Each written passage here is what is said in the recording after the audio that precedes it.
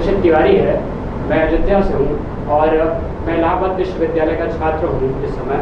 मेरा प्रश्न है, जैसा पूज्य महाराज जी कह रहे थे कोरोना को लेकर, तो उसी से एक प्रश्न है मेरा कि कोरोना के वैक्सीन के रूप में हम जो गाय के बछड़े का सीरम के रूप में उपयोग कर रहे हैं, क्या हम हिंदुओं की बॉडी या हम हिंदुओं का शरीर उसके लिए सही है या गलत है, उसके इकरार कर रहा है या नहीं कर रहा है? बैठ आप शायद आज ही आए हैं। यह विषय तो रोज़ चलता है, कोई न कोई ऐसा प्रश्न कर देते हैं जो नए व्यक्ति होते हैं। स्वामी जी ने संकेत किया कि आयुर्वेद को प्रोत्साहित किया जाता तो हमारे धर्म की रक्षा की सीमा में ही दवा का प्रकल्प क्रियान्वित होता। उधर कोरोना है, उधर धर्म है।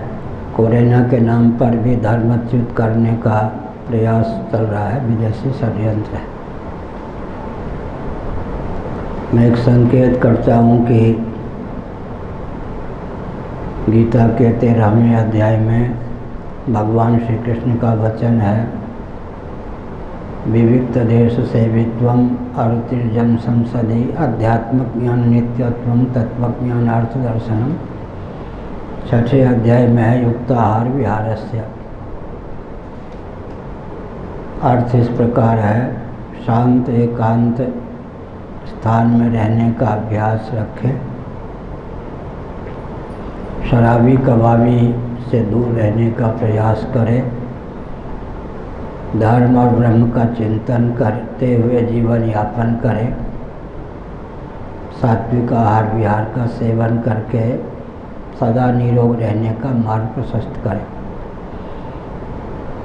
गीता के सूत्रों को मैंने व्यक्त किया 13वें 6ठे अध्याय के आधार पर। इस प्रकार का अनुपालन देश में होता, इस प्रकार की विभीषिका की दाल नहीं गलती। पृथ्वी, पानी, प्रकाश, पवन ऊर्जा के स्रोत हैं। आस्तिक नास्तिक वैदिक अवैदिक उभय सम्मत विकास को जिस ढंग से क्रियान्वित किया गया है, परिभाषित किया गया है, उसके गर्भ से ऊर्जा के ये चारों स्रोत अत्यंत क्षुब्ध हो गए हैं, विकृत हो गए हैं। मैंने कई बार भाव व्यक्त किया, भूमंडल की ही दुर्दशा नहीं है, चंद्रमा का स्तर भी, चंद्रमा के सतह भी कई मीटर धंस गए। यहाँ का प्रभाव चंद्रमंडल तक पहुँचता है, वायुमंडल पर पहुँचता है, सूर्यमंडल को भी यहाँ का वातावरण प्रभावित करता है। तो सनातन सिद्धांत के अनुसार विकास को परिभाषित और क्रियान्वित करने का प्रकल्प चलना चाहिए। ध्यान ये रखना चाहिए कि सृष्टि की संरचना का जो प्रयोजन है, उस प्रयोजन को समझकर क्रियान्वित करने पर ही मानव जीवन की सार्थकता संभव है। उस प्रयोजन की सिद्धि के अनुरूप ही विकास को परिभाषित और क्रियान्वित करने की आवश्यकता है। हमने राजनीति के विकास की परिभाषा विश्व स्तर पर विश्व को दी है, जो कि वेदादि शास्त्र सम्मत है। सुसंस्कृत, सुशिक्षित, सुरक्षित, संपन्न, सेवापरायण, स्वस्थ, सर्वहितप्रद व्यक्ति हो समाज की संरचना। कोरोना है और इसके नाम पर जो प्रथम चरण में गाय के रक्त इत्यादि का उपयोग किया गया है, यह भी विदेशी षड्यंत्र ही है। कोरोना से मरो या कोरोना को भगाने के लिए अपने धर्म की तिलांजलि दे दो, यही हुआ ना। उधर मरे इधर गए, उधर परलोक बिगड़ेगा, इधर शरीर नष्ट होगा। यह षड्यंत्र ही समझना चाहिए।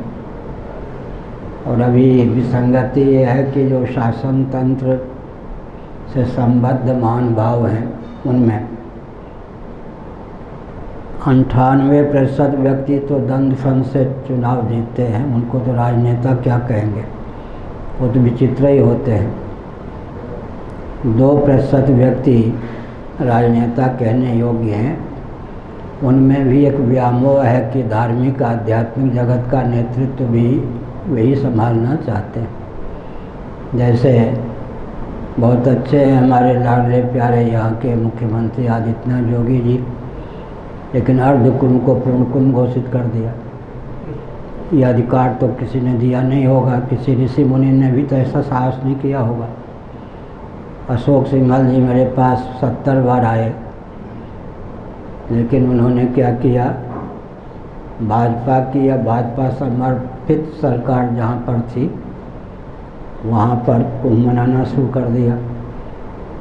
ये सामाजिक संगठन वाले और राजनेता एक विचित्र व्यामोह को प्राप्त हैं कि धार्मिक आध्यात्मिक जगत का नेतृत्व भी ये अपने हाथ से कहीं बाहर खिसकने नहीं देना चाहते। ये बीमारी नेहरू जी के द्वारा चलाई गई और विश्व हिंदू परिषद भाजपा आदि के द्वारा भी इस बीमारी को प्रश्रय ही दिया जा रहा है।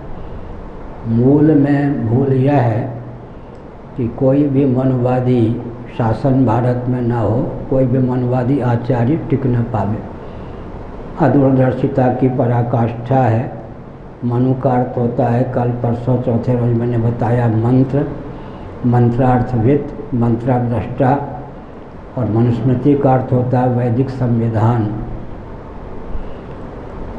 अंग्रेज़ों के शासनकाल में भी जो सफलता अंग्रेज़ों को प्राप्त हुई मनुस्मृति को व्यावहारिक धरातल पर उतारने के कारण।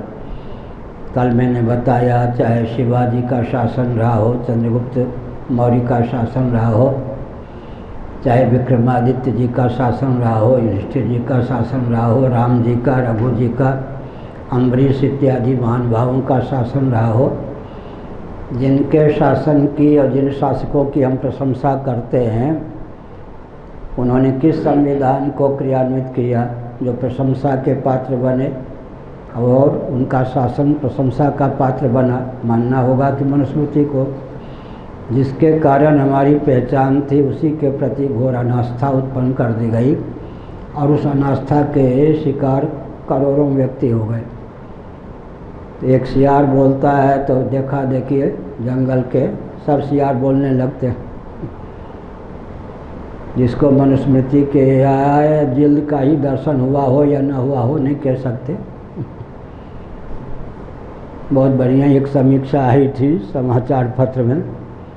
कुछ महानुभाव ऐसे हैं जिनको ग्रंथ की प्रशंसा की जिम्मेवारी दी जाती है।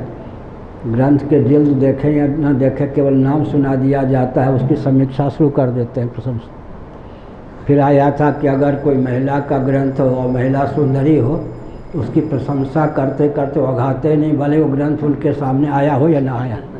तो अखबार में आया था। बड़ी विचित्र बात है कि मनु से परिचित नहीं, मनुस्मृति से परिचित नहीं, और निंदा की लहर किसी ने चला दी। निंदा, सरोवर होता है, एक ढेला लीजिए, ईंट का टुकड़ा लीजिए, पत्थर का यूँ फेंकिए, बीची तरंगन न्याय उसको दर्शन में कहते हैं। उसका प्रभाव पड़ेगा बहुत दूर तक। ढेले के वजन और बल वेगपूर्वक फेंकने का प्रभाव बीची तरंगन न्याय कहते हैं। इसी प्रकार से एक ने कोई सियार के समान असैद्धांतिक वाक्य बोल दिया, अब लाखों व्यक्ति उसी का अनुगमन करने लगते हैं। बड़ी विचित्र बात है। और कोई प्रश्न पूछ?